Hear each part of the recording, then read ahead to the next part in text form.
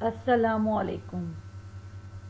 تمام حمد و ثنا اس پروردگار عالم کے لیے کہ جو لائق حمد و ثنا ہے، جس کی حمد ہمہ گیر ہے، جس کی عظمت و شان بلند ہے، جس کی نعمتوں سے کسی کا دامن خالی نہیں، نہ اس کی مغفرت سے کوئی مایوس ہے۔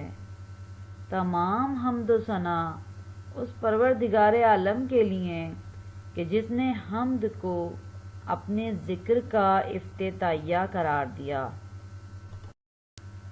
آج میرا موضوع گفتگو یوم کشمیر ہے۔ خوش نصیب ہیں ہم لوگ کہ اللہ نے ہمیں ظلم و ستم کے خلاف بولنے کی توفیق عنایت فرمائی، اور اس توفیق پر ہم اللہ کا جتنا بھی شکر ادا کریں کم ہے کہ اس نے ہمیں ظلم و ستم کے خلاف بولنے، ظلم کو روکنے اور حق اور سچ کی حمایت کرنے کی توفیق عنایت فرمائی، اور یہ توفیق اور سعادت ہر ایک کو نہیں ملا کرتی۔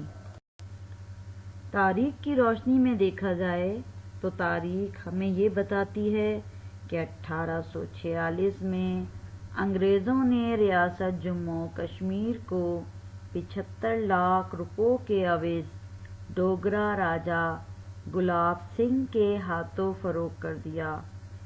ہندو راجا نے بزور شمشیر مسلمانوں کو غلام بنائے رکھا، اور پھر تقسیم ہند کے بعد مہاراجا ہری سنگھ نے مسلمانوں کی مرضی کے خلاف 26 اکتوبر 1947 کو بھارت کے ساتھ ریاست کے الحاق کا اعلان کر دیا۔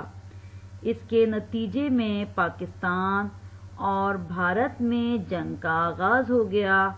سلامتی کونسل کی مداخلت پر 1 جنوری 1949 کو جنگ بندی ہو گئی، اور سلامتی کونسل نے 1948 میں منظور شدہ 2 قراردادوں میں بھارت و پاکستان کو کشمیر سے افواج نکالنے اور وادی میں رائے شماری کروانے کے لیے کہا، تو اس وقت کے بھارتی وزیر اعظم جواہر لال نہرو نے رائے شماری کروانے کا وعدہ کر لیا، لیکن بعد میں اس سے منحرف ہو گئے۔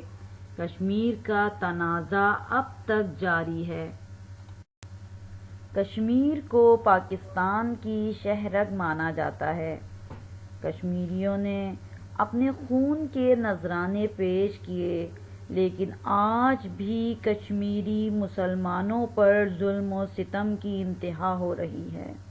ہزاروں کشمیری مسلمان آزادی کے لیے اپنی جان کے نذرانے پیش کر چکے ہیں، لیکن آج بھی کشمیریوں کی نظر کسی ایسے مسیحا کو ڈھونڈتی ہوئی نظر آ رہی ہے کہ جو آئے اور ان کو غلامی کے اندھیروں سے نکال کر آزادی کی روشنیوں میں لے آئے۔ آخر میں قائد اعظم محمد علی جناح کی آواز کو آپ کے ساتھ بلند کرنا چاہوں گی کہ جس میں انہوں نے پیغام دیا تھا کہ کشمیر بنے گا پاکستان۔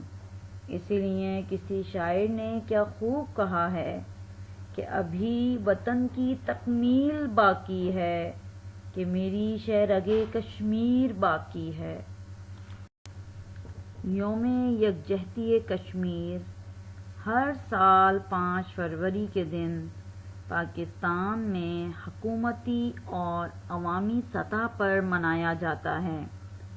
کشمیریوں سے اپنی ہمدردی کے اظہار کے لیے ریلیاں نکالی جاتی ہیں، سیمینار اور دیگر تقاریب کا انعقاد کیا جاتا ہے، اور اس بات کا اظہار کیا جاتا ہے کہ گزرتے وقت کے ساتھ پاکستان کی کشمیر سے محبت میں کوئی کمی نہیں آئی۔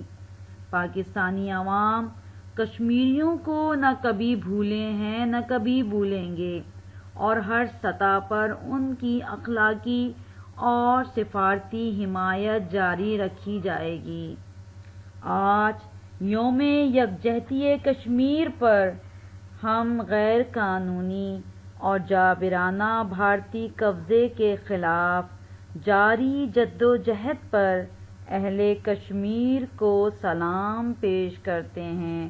پروردگار عالم تمام مسلمانوں کو اپنے حفظ و امان میں رکھے۔ الہی آمین۔